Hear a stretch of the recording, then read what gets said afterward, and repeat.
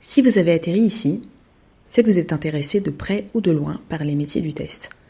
Peut-être que vous travaillez dans la tech, peut-être que vous pensez à vous reconvertir ou peut-être que vous êtes simplement intrigué par un métier qui est peu connu du grand public, mais qui devient de plus en plus incontournable. Au sein de la tech même, on entend beaucoup de choses sur le métier d'analyste qualité. Mais quelle est la réalité de ce métier ? Les testeurs sont-ils les ennemis ou les alliés des développeurs ? Est-ce que c'est réellement un métier qui ne discrimine pas ? Combien ça gagne ? Quelles sont les possibilités d'évolution ? Dans Calisti, je tenterai de vulgariser toutes les questions liées au métier d'analyste qualité, et tout ça avec des invités incroyables. Je m'appelle Nankeda, actuellement test lead dans une entreprise du service numérique, et je vous souhaite une excellente écoute. Bonjour Scro, comment tu vas ? Très bien.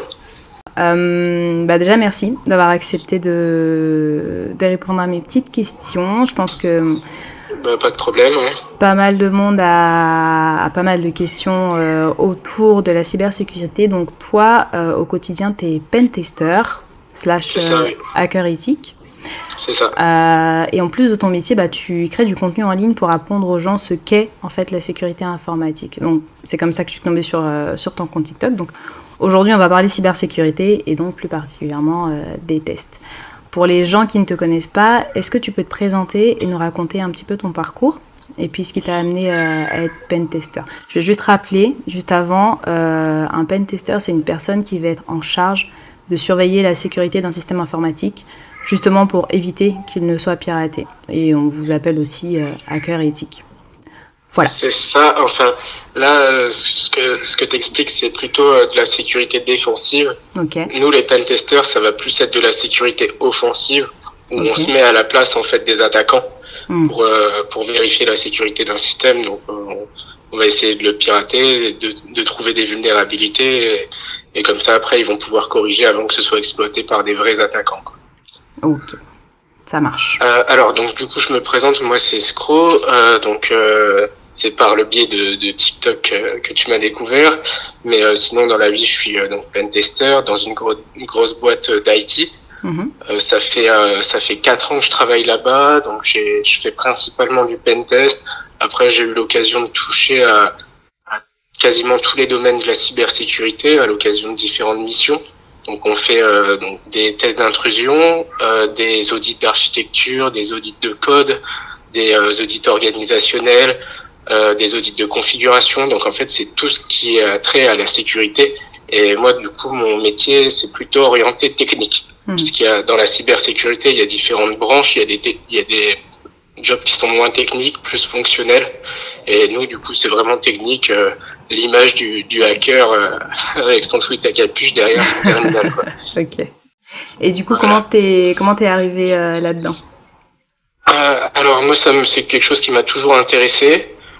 Donc au début j'ai fait des études scientifiques, et de fil en aiguille en fait je me suis rendu compte que j'avais commencé par une école d'ingé en électronique, et je me suis rendu compte que ce qui m'intéressait le plus finalement c'était l'informatique. Donc j'ai switché, et du coup après ma première école d'ingé j'en ai fait une seconde pour faire un master en cybersécurité, et du coup finalement avoir la vision hardware et software. Et du coup, ce qui m'intéressait, c'était surtout d'apprendre, en fait, de savoir comment les choses marchent. Et je pense que c'est vraiment le plus important, en fait, dans ce métier-là, c'est d'être curieux, quoi. Ouais. De vouloir creuser les choses et de comprendre comment ça fonctionne. Et après, essayer de les contourner, quoi, de contourner les mécanismes de sécurité. Tu trouves plus intéressant de contourner les mécanismes de sécurité plutôt que d'apprendre, de savoir ? Il faut d'abord apprendre comment ils fonctionnent. Ouais. Pour pouvoir ensuite trouver les éventuelles failles et les vulnérabilités, quoi. Les petites brèches, quoi. Ouais, okay. C'est ça. D'accord. Alors, j'entends souvent que la cybersécurité, c'est un métier qui manque de bras, qui a énormément de postes qui ne sont pas pourvus. Donc là, on a environ 15 000 postes à l'heure actuelle. Donc ça, c'est d'après une étude qui a été faite par Wavestone. Aujourd'hui, selon toi, ton point de vue, c'est quoi l'état de la cybersécurité en France ? Est-ce que c'est parce que c'est nouveau ? C'est exactement ça. En fait, tout le monde en entend parler, tout le monde finalement en a besoin, quel que soit l'entreprise, elle a besoin de sécuriser son infrastructure. Ouais. Mais c'est vrai que des gens dans le métier, des gens compétents, il y en a pas tant que ça. Aussi parce que c'est un secteur assez nouveau. Enfin, il y a 20, 30 ans, il y avait pas de sécu, quoi, c'était open bar. Ouais. Donc là, du coup, il y a des besoins de formation et il y a pas mal de formations et d'écoles qui sont apparues justement pour ça. Et moi, c'est aussi un de mes objectifs sur TikTok, c'est d'essayer de démocratiser un petit peu le métier, Ouais. de montrer ce qu'on fait au quotidien, quoi. Ok. Tu penses Parce qu'il y a pas mal de clichés sur le métier quand même. Ouais, c'est ce que j'allais dire. En fait, tu disais tout à l'heure, tu vois, le hacker à capuche derrière son écran, c'est un peu l'image qu'on a dès qu'on commence à parler de cybersécurité, c'est un peu l'image qu'on a, quoi. Et C'est ça. j'ai l'impression que les gens ont ce truc-là, c'est un espèce de fantasme qui est là, tu vois. Mais que réellement, savoir comment ça fonctionne, en fait, on fait pas forcément l'effort d'aller vers ça. Est-ce que tu penses que les gens s'en fichent ou ils commencent à s'y intéresser par la force des choses parce que on entend de plus en plus parler de phishing, tu vois. Donc on est forcément quelqu'un qui a été victime de phishing à un moment ou à un autre. Enfin voilà quoi. Bah, en fait, j'ai l'impression que c'est pour beaucoup de gens, c'est un peu obscur. Ouais. Ça semble un peu magique. Mais en fait, quand tu creuses, quand tu essaies de comprendre les choses, petit à petit, tu te rends compte que c'est logique et que enfin rien ne sort d'un chapeau, quoi. Ouais. Donc les clichés un petit peu des films, genre du gamin de 15 ans qui va pianoter et puis après qui va hacker la NASA, ça a pas aidé non plus. Ouais, c'est En clair. vérité, voilà, le job d'ingénieur en cybersécurité, c'est pas ça. Évidemment, il faudra apprendre tout ce qui est technique et tout. Enfin, en tout cas pour Pentester. Mais bon, on sait aussi expliquer, on sait aussi vulgariser. On n'est pas juste le cliché quoi des gens asociaux derrière leur écran, quoi. Ouais. Ça, heureusement, pour le coup, le boom du métier de développeur est un peu en train de changer ça, hein, je trouve. Hein. Avec tous les bootcamps dont on entend parler, qui font quand même pas mal de com. C'est ça. Il y a de plus en plus de monde qui a envie de devenir développeur et on a une image qui est beaucoup plus, qui a été un petit peu redorée de toute cette partie technique, quoi. C'est vrai. Ok. Alors, donc du coup, toi, les entreprises vont faire appel à toi pour, en fait, les hacker, le gros mot, et donc éviter que des personnes malveillantes ne s'introduisent dans leur système informatique. Comment ça se C'est ça. passe quand Ouais. tu arrives chez un client comment est-ce que tu vas procéder, par exemple, pour faire un état des lieux? Alors en fait, il y a plusieurs types de missions, mais le cas classique d'un test d'intrusion, on va dire, ça va être par exemple un client qui nous demande de vérifier la sécurité de son site internet.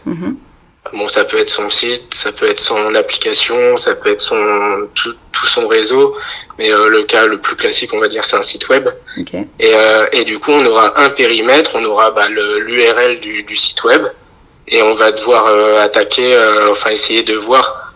Dans un premier temps, on appelle ça en boîte noire, c'est-à-dire sans avoir d'informations, donc ce que pourrait faire un attaquant anonyme, donc qui arrive juste avec l'URL du site. Après, il nous file un compte généralement pour pouvoir tester ce qu'on appelle du coup en boîte grise, c'est-à-dire juste ce qu'un utilisateur malveillant pourrait faire, éventuellement s'il arrive à devenir administrateur ou un truc comme ça, ou à lire ou à récupérer des données d'un autre client. Donc ça les intéresse aussi de voir si c'est bien cloisonné, la gestion des comptes et tout. Mais en tout cas, nous, on va essayer de voir en fait tout ce qui a été mal codé, mal configuré, et qui permettrait en fait de faire fuiter des informations ou de récupérer des trucs qu'on ne devrait pas. Toutes les fonctionnalités, on va essayer de voir si elles sont prises en compte, tous les cas, toutes les exceptions. Et du coup, après, si on trouve quelque chose, ça peut nous servir à dérouler un scénario et à finalement compromettre en fait le site et carrément le serveur même. D'accord. Ok. Donc, test boîte noire, test boîte grise. Est-ce qu'il y a C'est ça. des tests boîte blanche? Ça existe Boîte aussi? blanche, c'est plutôt les audits d'architecture ou de configuration. Boîte blanche, c'est on nous file tout en fait. On va nous filer le code source, les schémas réseau, des accès admin, etc. Ok, Mais ça arrive moins souvent. Là, je t'ai vraiment donné le cas le plus classique. d'accord. Ok. Et hormis ça, qu'est-ce que tu peux faire d'autre comme type de test? Du coup, il y a ce que j'ai cité, il y a audit d'architecture où là, on va vérifier les schémas réseau de l'entreprise et les conseiller d'un point de vue macro, quoi. Mhm. Il y a les audits de configuration où là, ce sera plus du hardening. On va checker par exemple un serveur ou une base de données si c'est bien configuré. Il y a des audits de code où là, on nous file le code source et on doit vérifier vraiment si c'est bien codé, Ok, s'il n'y a pas des vulnérabilités directement. d'accord. Donc voilà, en fait, il y a différents types d'audits, quoi. Ça dépend des clients, de ce qu'ils veulent. Et du coup, en fonction de ça, généralement, j'imagine que c'est au cas par cas, mais qu'est-ce que tu vas proposer comme solution? Du coup, en fait, l'objectif du test d'intrusion, c'est de fournir un rapport au client Mhm. dans lequel on explique en fait le scénario de compromission qu'on a réussi à trouver et toutes les vulnérabilités. On va expliquer comment on les a détectées, on va mettre des captures d'écran pour pouvoir reproduire, on va expliquer les impacts, les risques, etc. Et on va proposer aussi une recommandation pour pouvoir corriger. D'accord. Donc, par exemple, c'est en fonction du degré d'information qu'on a, mais si on peut, on va même carrément leur donner le bout de code à changer, quoi. Ah oui. Mais après, ce sera pas à nous de le faire, ce sera au dev en interne, D'accord. au responsable de l'application ou du site. Ok.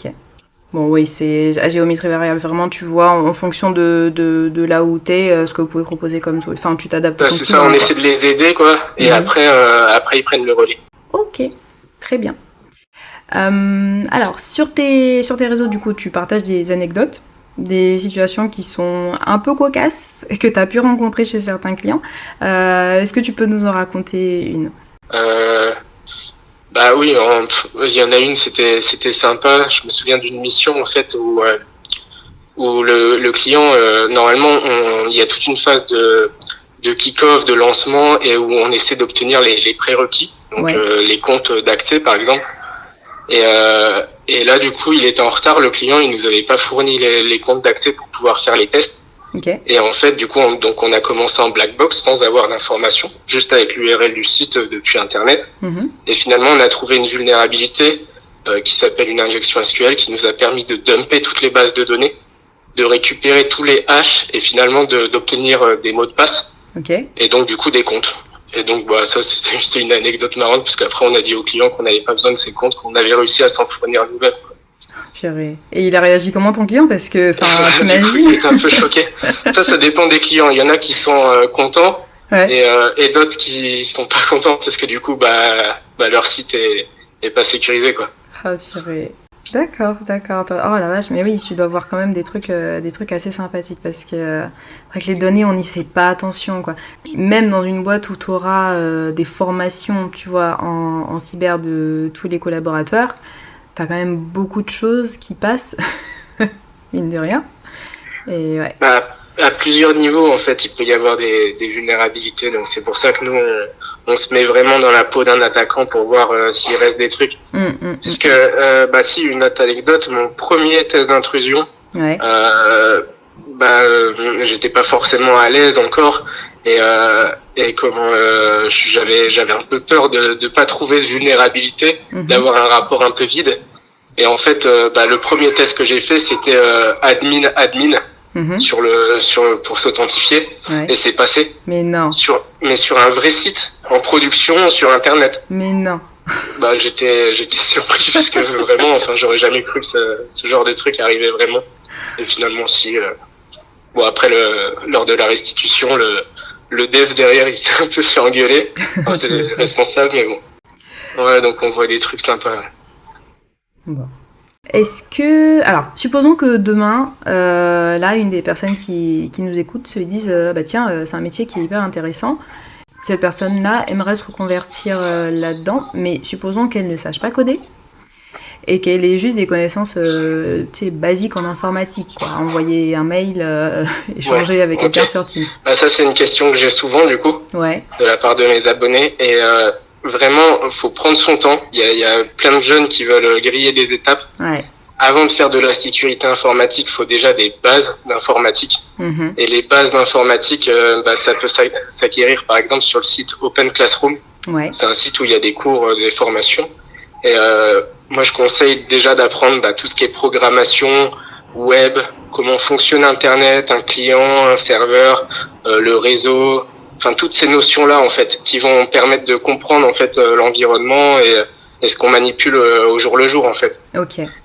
Et après, une fois qu'on a des bases solides en informatique, là, on peut se lancer vraiment dans la sécu.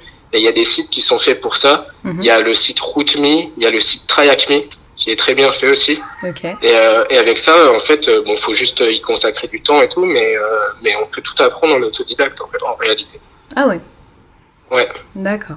Ok.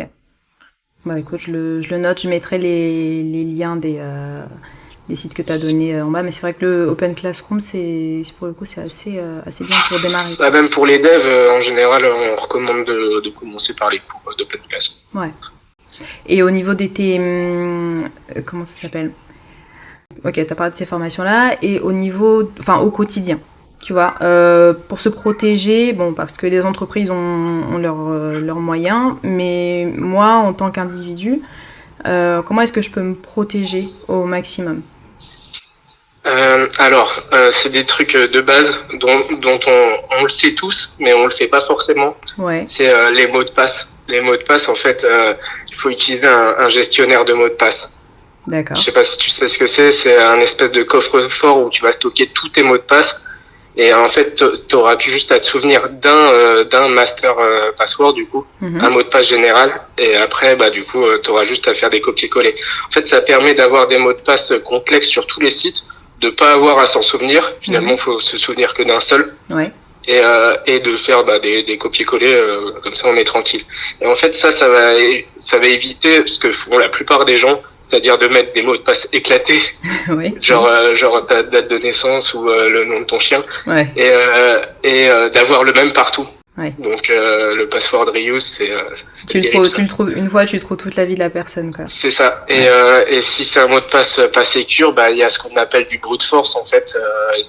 Il suffit de faire une requête avec ce qu'on appelle des dictionnaires, genre avec tous les mots de passe les plus utilisés, et puis tu finis par en trouver un, quoi. Ouais. Ouais, en fait. Donc ça, pour les particuliers, je conseillerais ça. Donc déjà gestionnaire de mots de passe, de pas utiliser le même mot de passe partout. Quoi d'autre? Je dirais d'activer la double authentification aussi, ouais. quand on peut, puisque du coup ça rend la tâche plus compliquée. Ouais. Après, de pas cliquer sur n'importe quoi, de pas télécharger n'importe quoi. Le phishing, t'en parlais tout à l'heure.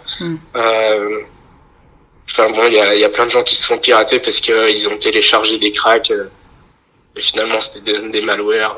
Ah bah oui, c'est sûr. Quand t'as un logiciel que tu veux pas payer et tu vas fouiner Internet pour... C'est ça. Ouais, oui, c'est clair.